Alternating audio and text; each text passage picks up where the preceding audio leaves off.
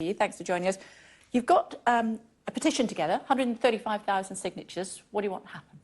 We want a change to the national screening guidelines so that we're screening high-risk groups in particular, so black men, men with a history of prostate cancer in the family, and people with genetic mutations that make prostate cancer more likely, first and foremost, but long-term we want to see screening for everybody.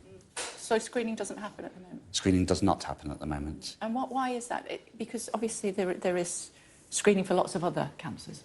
Yeah, the PSA test is not as reliable as the government would like, but we've seen very significant changes in the level of diagnostics we now have. So we've now got new MRIs coming on board. We've got AI on top of those MRIs to make finding cancer more accurate. So the situation has changed, and we're now asking the government to look at the latest evidence.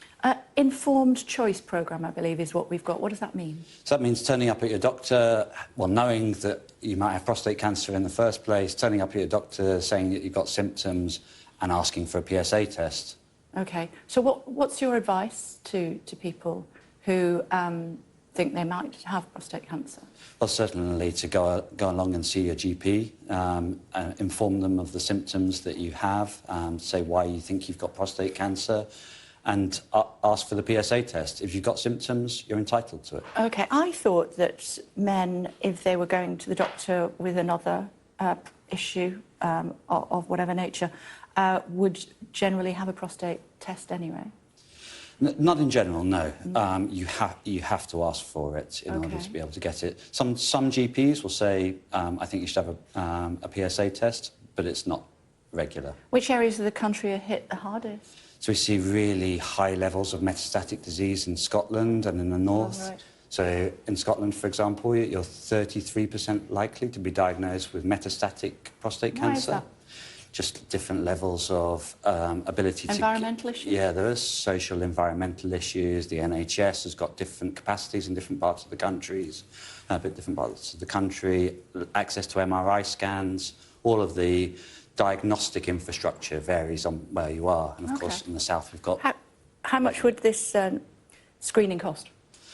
So, in fact, we're currently doing a big cost-benefit analysis to work out exactly the answer to that question. We've commissioned Deloitte to do an independent cost-benefit analysis so that we can show exactly how much it will cost and how much the government will save by bringing people earlier in the pathway and not having the late-stage treatments, all of the costs of losing people from the economy and not being able to look after their grandkids and all those types of things. And how soon do you think it could be implemented?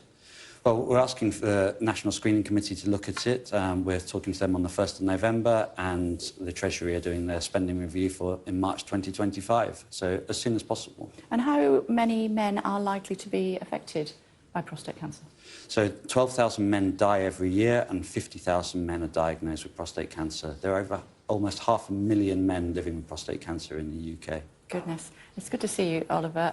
Do keep in touch with us, won't you? Let us know, if you wouldn't mind, how you get on. And if there's anything we can do to help, let us know. Thank you very much indeed. Thank you. Quick look at the weather for you now here on Sky News. Here we go. The next few days will bring showers to the north and west.